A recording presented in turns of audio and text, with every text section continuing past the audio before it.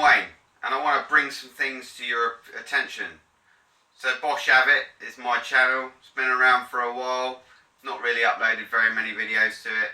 Did a video about 4 or 5 years ago now about your smartphone spying on you. I noticed that my phone was asking for extra permissions to use my camera without my permission, record audio without my permission, take pictures without my permission, go through my contacts without my permission, add and delete contacts without my permission. Why would the establishment want the power to do that?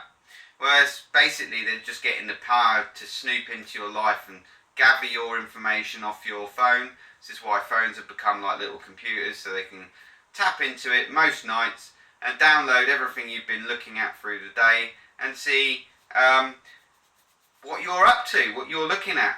Are you a danger to them? Are you a danger to their agendas? Because we've got to learn to live in a world full of agendas, apparently.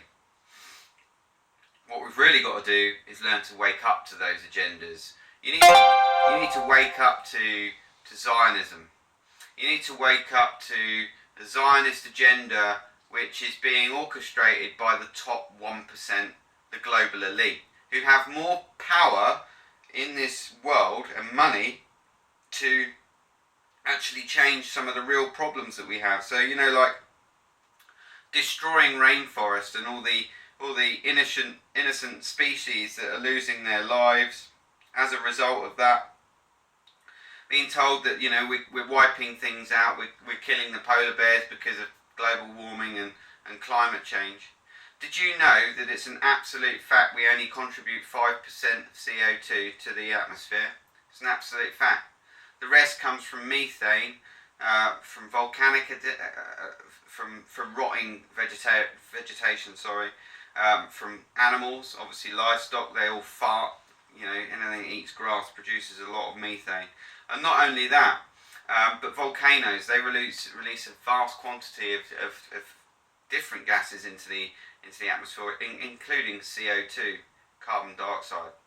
Carbon dioxide, you might know or remember from school, is part of the photosynthesis triangle. So you need light, okay, and you need CO2, okay, in order for the plant, and then that produces oxygen. All right, they give off oxygen, these plants, and during the night that process is actually reversed. So don't forget also, actually about 85% of our oxygen intake comes from algae in the sea, not the trees.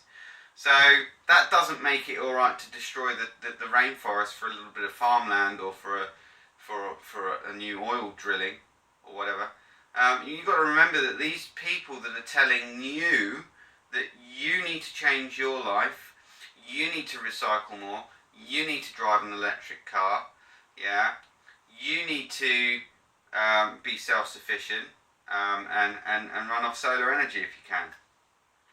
Well, you know, I've got a little thing to say to these people because, sorry, I've got a bit of a sore back. It kind of annoys me. You see, because they have more power and more influence and more wealth to change these things than what we do, the Joe Public. And as a matter of fact, when you think about it, well, the government doesn't set up solar energy farms or wind farms and say, oh, you know, well, we could have solar energy during the day and maybe wind energy during the night. That would power us all the time and it'd be free. There would be no need for nuclear power stations or any of this damaging stuff to the environment.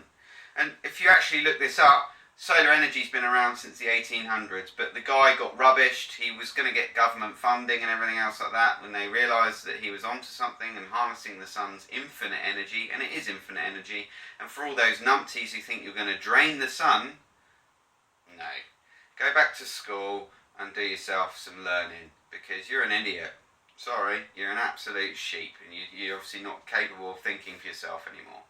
But this is my point. We're told that we're the ones that need to change. We're told we're the ones that are killing the planet.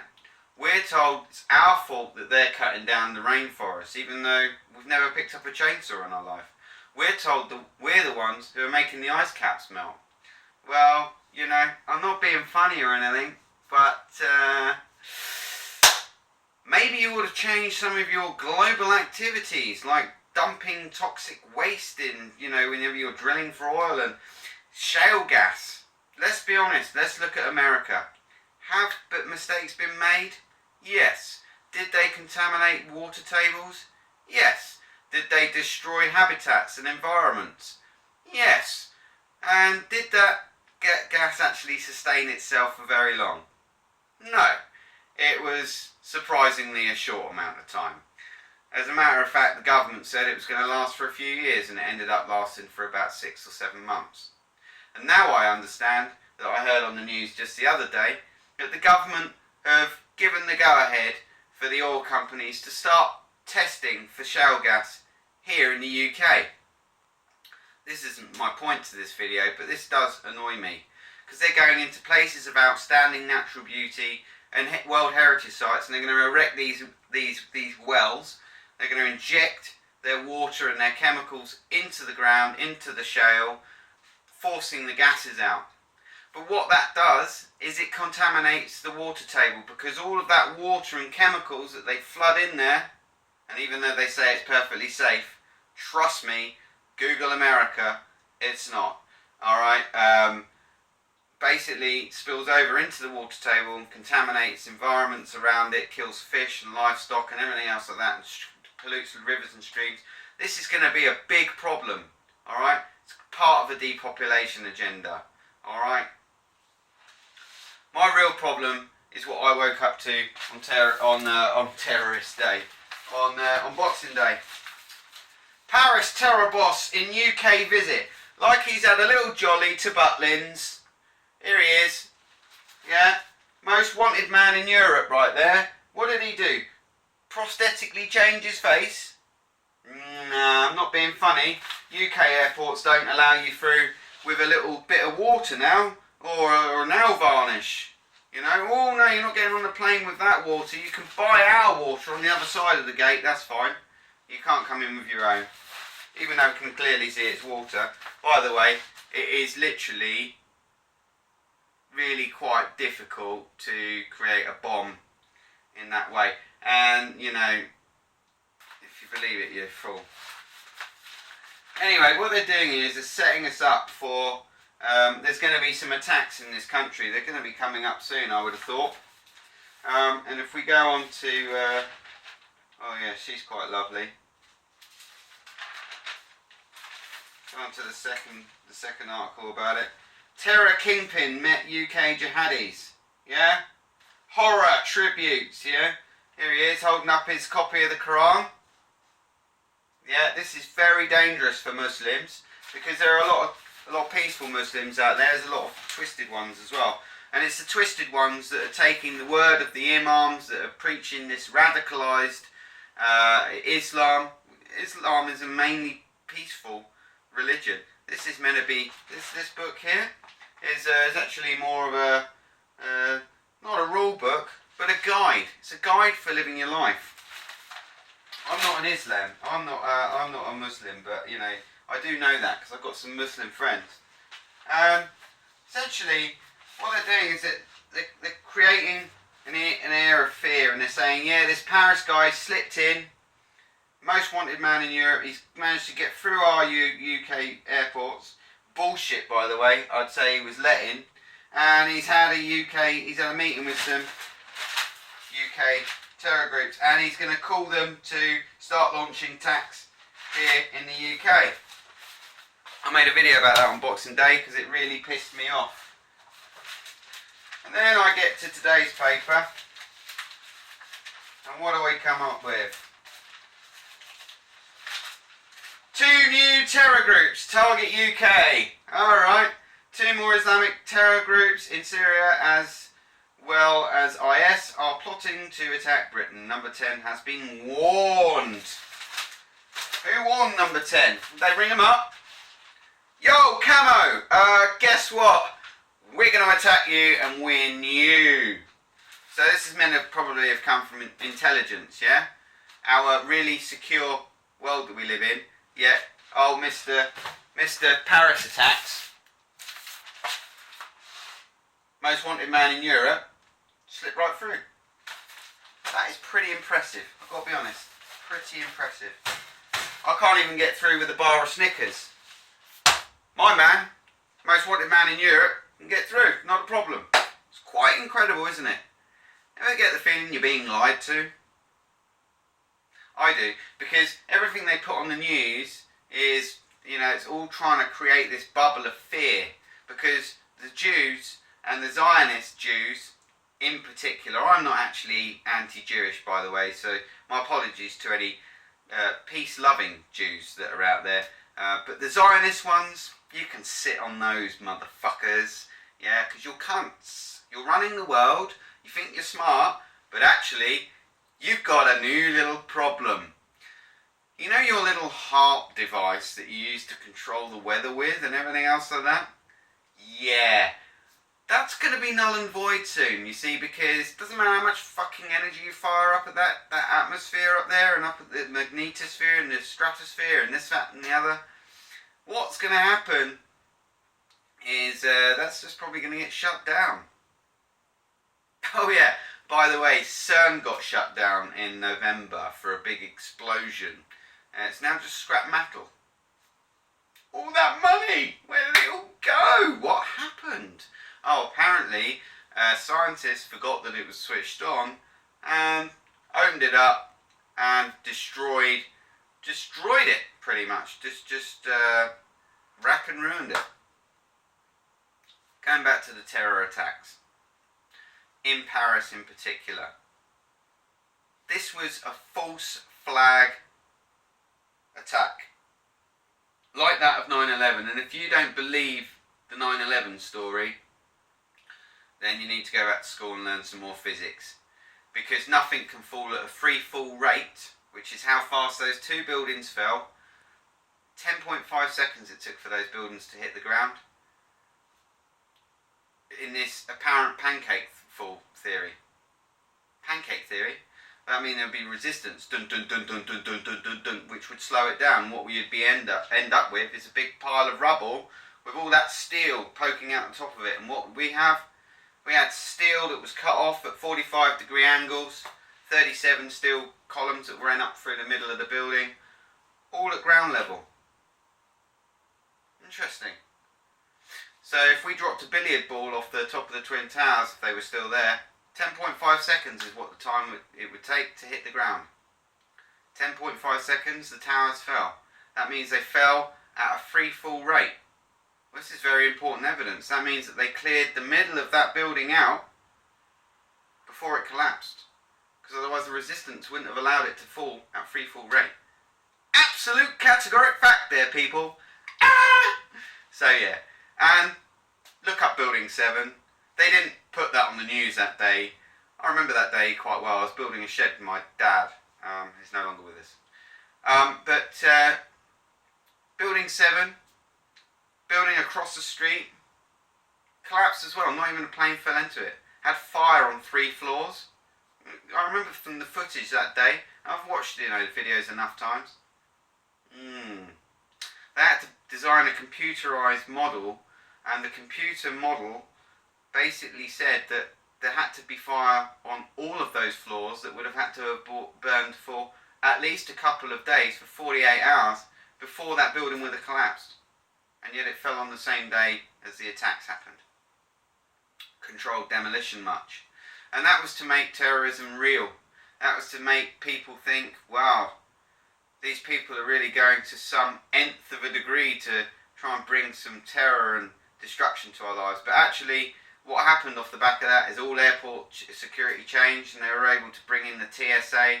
Federal government got stronger, military spends went up, fight against terrorism went up. And the reason why this fight against terrorism goes up is because it does 2 things. It takes away your civil rights and your liberties, and it allows them to spend more money. You see, because we live in a world of legal tender. Our money used to be backed by gold before 1933. They abolished the gold standard in 1933 so that they could start fractional reserve banking, printing money out of thin air basically. Well, it's not, because what they do is they have to go and get that as like a little token, like a little gold token. Okay? And they go and get that from the central bank, or they give the little gold token, the e-gold, to the central bank, yeah? And the central bank gives them another little token and says, right, here's your debt. There you go, you can go and print some money off the back of that little ticket, but we want that back, you know, twice over. You know, it's going to have 50% interest on it. All right, that's what the global debt is. That's why we're 17 trillion in debt. And just a week ago, not even that, they were saying on the news, oh, the government is, you know, reaching its limit for spending and what it's budgeted for, and this, that, and the other. And we're into it's nearly 70 billion, and they've only budgeted for 70 or 69. And they're going to overspend by the time April comes. I knew that was going to happen, because this bubble that they created when they got rid of the gold standard, they have to keep feeding that central bank with money so that it will keep supplying it with the tender, the legal tender. Alright? Let me explain to you how fractional reserve banking works quickly. So we used to have gold sat in a big vault in the Bank of England, and off that gold bullion they'd be able to say, yeah, do we need some more money for the economy? Is there enough money in circulation at the minute? No, probably not. Let's take 3 of these gold bars, which would be worth, you know, millions. Give that to the central bank. You can print some money off the back of that gold. Lovely. That will give that money some value. That's right. That's why it says, I promise to pay the bearer the sum of. You're making a promise. It's an IOU. That's all it is. It's legal tender. Yeah? The money in your account has no value at all. Yeah, you better get used to that, because their new global currency that they're going to have, and it will be backed by gold. That's why they got rid of it, so they could plunge the world into debt, take control of people, and then when everything's going fucking crazy, out of the chaos, they're going to bring out their new world order. That's how it's going to work. But what really makes me angry is the fact that people can't see some of these things. And you need to learn a little bit about numerology and how the New World Order works and how the Illuminati works. And they are a real group of people, by the way. Just look at the Bilderberg group. Look at what goes on at Bohemian Grove, yeah? And all the world leaders that attend that. Secret meetings, yeah? So, it's about time you all woke up. Because we are entering a time of tyranny. Our government may not appear to be tyrannical, but believe me, it is. Highly tyrannical. You know, if tyranny isn't the definition of, yeah, we'll create a problem to offer a solution, so that people buy into it, so they think they're free, oh, but we've got to take some of your freedoms away because of the terrorists, you're a fool. You're a fool. You believe the shit that comes out on the BBC. Make a comparison between the BBC and what Russia Today says. You'll find big differences in the same, allegedly the same stories. Alright? That's all I'm going to say for this video. You know, people just need to start thinking about waking up and start thinking for themselves and not just believing what you're told through that fucking Zionist media. This is Zionist media. This is all controlled. Telling you what they want to tell you to make you feel a certain way. And this guy, he was let in. He hasn't slit the border on a false passport. No fucking way. He's the most wanted man in Europe. If I can't get on a plane with a fucking bottle of water or a Snickers bar, telling me he can get across the borders when he's the most wanted man in Europe, yeah? I'll rest my case. It's an absolute pile of shit and lies. Alright? So that they can carry out their next attack. Well, we've warned the public. We can get on with it now. It's about time some of you lot woke up. It's about time some of you lot destroyed your Facebook, delete it, do whatever you want. I'm going to start making some more of these videos. If you find it interesting, hit the like button. And YouTube will probably reset my counts, you know, and whatever, I don't know. I know YouTube and Google they're all part of the same fucking organisation as is Facebook, you know, WhatsApp, all of these things. They monitor what you talk about. You know what, pubs are closing down in this country because they don't want people coming together and discussing things that they can't monitor what you're discussing. What are we going to do? We can't read the discussion on an email or a text or in a phone call or in a voice message or in a WhatsApp message or in a whatever. Yeah? Wake up. Wake up. You really need to. You need to realise your intrinsic link with the cosmos above you and Mother Earth below you, and you need to get in connection with that. Get this open, your pineal gland, your third eye. Learn about your chakras, learn about energy and how it flows. It's really, really helpful. I meditate. I'm a spiritual Satanist. I don't sacrifice chickens and virgin kids and stuff like that. I'm not even a paedophile. No, I like women. Don't get me started on that agenda, right? Because let me tell you, it's bad to be heterophobic nowadays. If you're not homophobe, it's bad to be, heterophobic.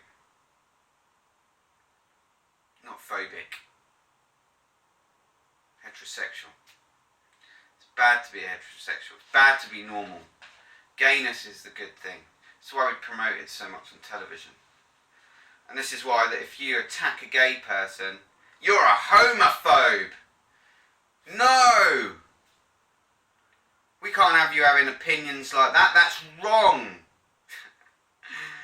I'll tell you something. Heterosexualism is natural. It's the coming together of a man and a woman. You cannot make babies or recreate life with a man and a man or a woman and a woman. If you're a gay or a lesbian, that's entirely up to you. God bless you. Yeah? But I don't want to see it on the television, because do you know why? You know, they put it in everything to normalise it. What, am I meant to just turn off my offensive switch?